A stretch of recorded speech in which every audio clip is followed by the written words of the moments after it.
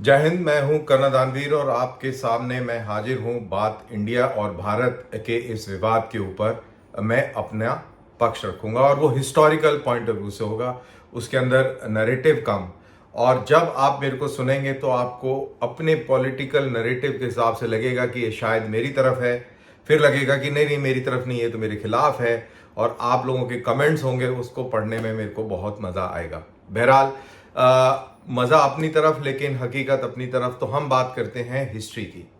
अब हिस्ट्री क्या है, हिस्ट्री में भारत क्या है, भारत कौन है, और इस भूमि को जिस पे मैं और आप रहते हैं इसके क्या नाम रहे हैं पूर्व में, उसके बारे में भी मैं थोड़ा सा उस पर प्रकाश डालूंगा। अब कहानी बहुत पुरानी है। एक्मिनाद एम्पायर था। एक्मिनाद एम्पायर पर्शियन एम्पायर था, पारसियों का ये साम्राज्य था, जो कि मौजूदा इंडस नदी से लेकर और इजिप्ट लीबिया तक, जिसमें ग्रीस भी शामिल था मेडिटेरेनियन के उस पार, बहुत सारा हिस्सा कैस्पियन सागर और सेंट्रल एशिया का भी इसके अंदर शामिल था इनके इस एम्पायर में। और साथ ही साथ अरब लैंड यानी कि सीरिया, आपका इराक, आपके नॉर्थन अरेबिया और यूएई, ये सारे इलाके जो थे ये इस एक्मिनाद एम्पायर के तहत आते थे। और इसका एक राजा होता था दायरस वन। ये सबसे शक्तिशाली था। 550 बीसी पूर्व ईसा में इसका साम्राज्य था। और ये वो टाइम था जब इंडस रिवर तक ये फैले हुए थे। और क्योंकि उनकी जो भाषा, फारसी भाषा जो उस समय की थी, उसमें स शब्द नहीं था, स को वो ह बुलाते थे। तो इसलिए जो सिंधु नदी थी उसको वो हिंदोस बोलते थे, हिंदोस। और हिंदोस के इर्द गिर्द रहने वाले जो लोग थे वो भी हिंदू थे। तो हिंदोस नदी के आसपास रहने वाले लोग हिंदू थे।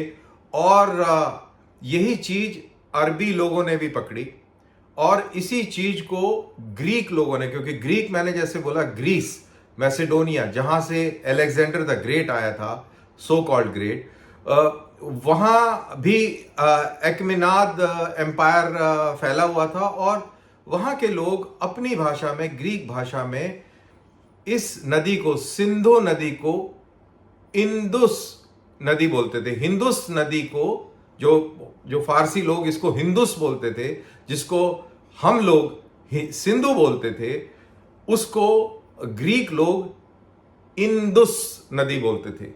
तो इंदुस, हिंदुस और सिंधु ये एक इसी नदी का नाम है।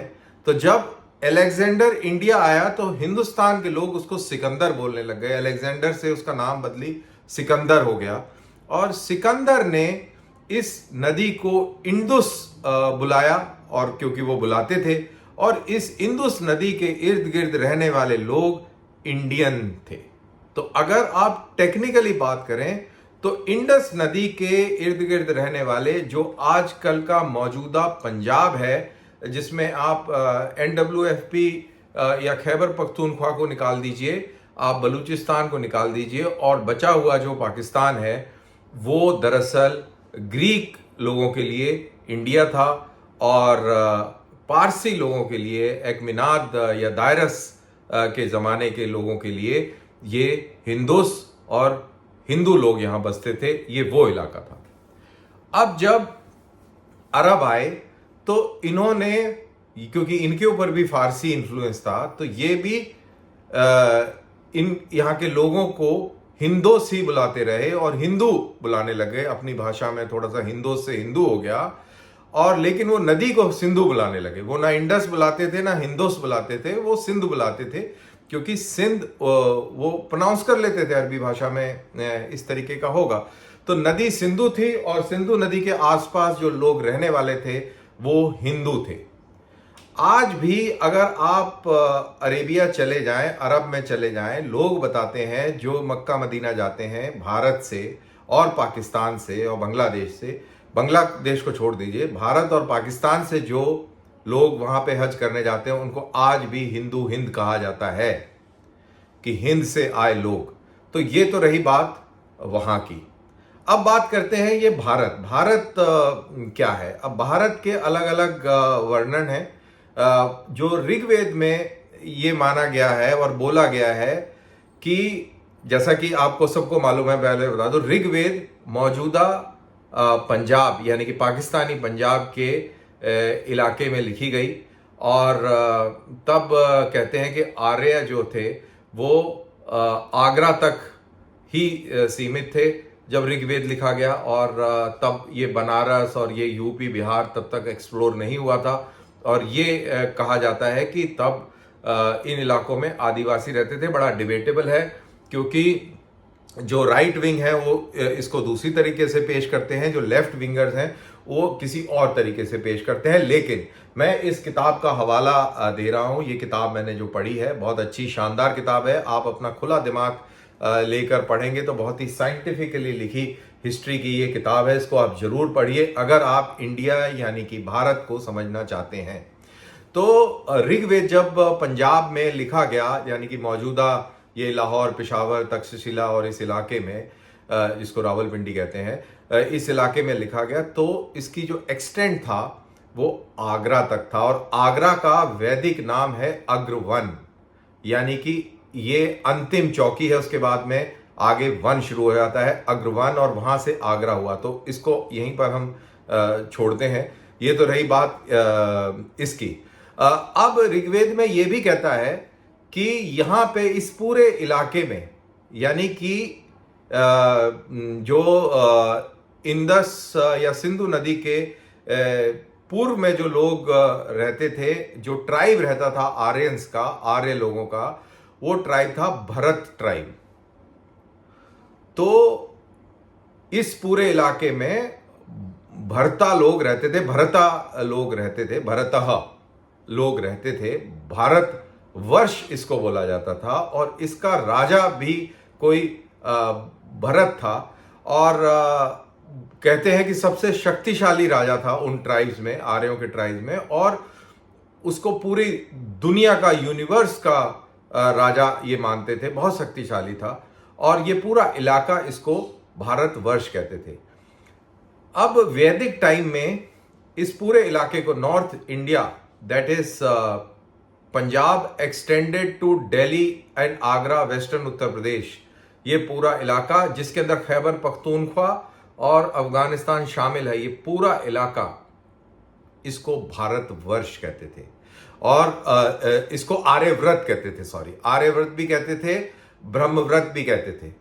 और जो पंजाब का जो इलाका है, इसको सप्त सिंधु कहते थे, और पंचनाद भी कहते थे।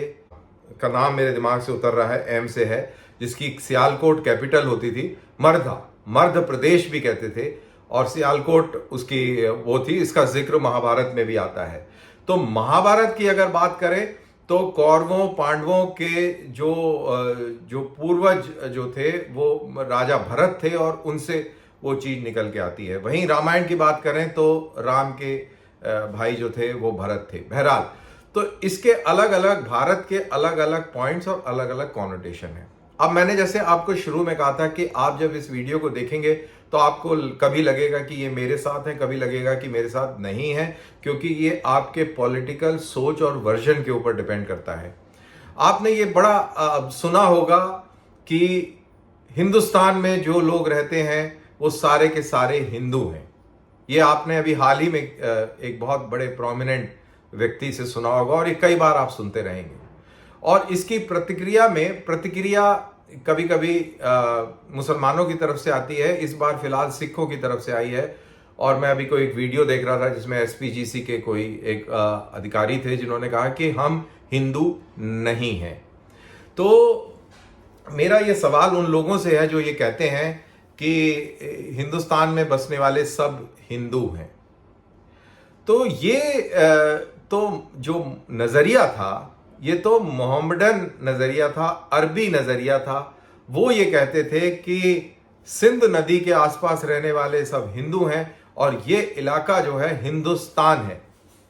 तो मैं आपसे ये सवाल पूछता हूं कि आप जब भारतीयता की बात कर रहे हैं तो आप मुसलमानों का, अरबियों का नैरेटिव क्यों बोलते हैं? आप ये क्यों नहीं बोलते कि इस इलाके में रहने वाले सब भारतीय हैं? जब आप ऐसे बोलेंगे तो इससे किसी को कोई कष्ट नहीं होगा, क्योंकि जब आप ये बोलते हैं कि यहां पर रहने वाले सब हिंदू हैं, जो कि अरब बोलते हैं, अरबी लोग सबको हिंदू मानते हैं, चाहे वो सिख हो, चाहे वो मुसलमान हो, चाहे वो हिंदू, उनके हिसाब से ये पूरा इलाका हिंदुओं का इलाका है। उनके लिए ये हिंदू एक रेस है जिसके अंदर कुछ लोग मुसलमान बन गए, कुछ लोग सिख बन गए, कुछ लोग जैन, पारसी, जो सॉरी नॉट पारसी, जैन और बौद्ध और वगैरह वगैरह।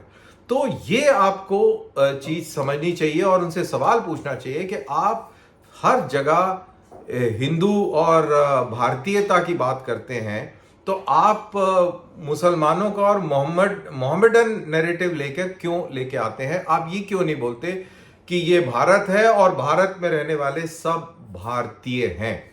वहीं मैं एसपीजीसी के सिंह साहब का मैं वो सुन रहा था, वो कहते हैं कि हम हिंदू नहीं है। अरे मेरे भाई, आपको कोई हिंदू नहीं मानता, आपको कोई हिंदू नहीं कहता, आप चंद लोगों की वजह से भड़क जाते हैं और आप इस तरीके के बयान देते रहते हैं। आप बहुत आदरणीय लोग हैं, आपकी इस देश में बहुत इज्जत है, आप उस इज्जत को समझें। आप ये पॉलिटिक्स में ना पड़ें, आप अपने धर्म का प्रचार करें। धर्म के अंदर आपकी बहुत अच्छी अच्छी वाणी है, उसको लोगों को बताएं और उससे आप अपनी प्रतिष्ठा और मर्यादा को और वैभव बनाएं। ये हमारी तमन्ना है। आप इस हिंदू सिख और इस चीज के डिबेट में ना पड़ें, ये मेरी गुजारिश एसपीजीसी से है। और मेरी गुजारिश बाकी सब लोगों से है कि हम सब भारतवासी हैं और ये भारत हमारा देश है।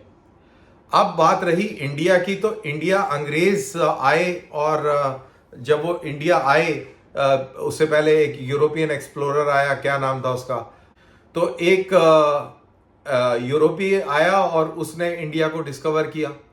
उनके लिए वो ये इंडिया था क्योंकि अलेक्जेंडर द ग्रेट ने इसका नाम इंडिया दे दिया था, इंदुस नदी के आसपास रहने वाले। तो अंग्रेज जब यूरोपियन ताकतें आई तो वो इंडिया को इंडिया ही कहती रही, क्योंकि उनके हिसाब से, उनके कल्चर, उनके लिटरेचर के हिसाब से ये इंडिया था। तो इस देश का अलग अलग नाम रहा है। शुरुआत फिर से एक बार आपको दोहरा देते हैं। आर्यव्रतः, ब्रह्मव्रतः, भारतवर्षः, हिंदोस, इंडिया, इंदुस, हिंदुस्तान, इंडिया। तो इन नामों से इस मुल्क को आज तक पुकारा गया है और अगर हम इसको भारत बोल रहे हैं तो इसमें कोई गलत बात नहीं है, क्योंकि ये कई हजार साल पुराना ये शब्द है और ये नॉमेनक्लेचर इस इलाके को दिया गया है। और अगर ऋग्वेद की बात करें तो भरतः लोग रहते थे, भरत के वंशज यहां पर रहते थे। सबसे बड़ा ट्राइब भरत ट्राइब था, भारत ट्राइब था। तो अगर डीएनए चेक किया जाए तो मेरे ख्याल से 99% north Indians, when I say north Indians it includes Kabul right up to you can say Bihar, और ये पूरा इलाका जो है यहाँ पे जो डीएनए है आपका इसी भरत ट्राइब का मिलेगा। तो बहरहाल ये मैं थोड़ा सा एक्सप्लेन करने का मैंने प्रयास किया। आपको पसंद आए तो प्लीज़ दोस्तों में शेयर कर दीजिएगा। जय हिंद।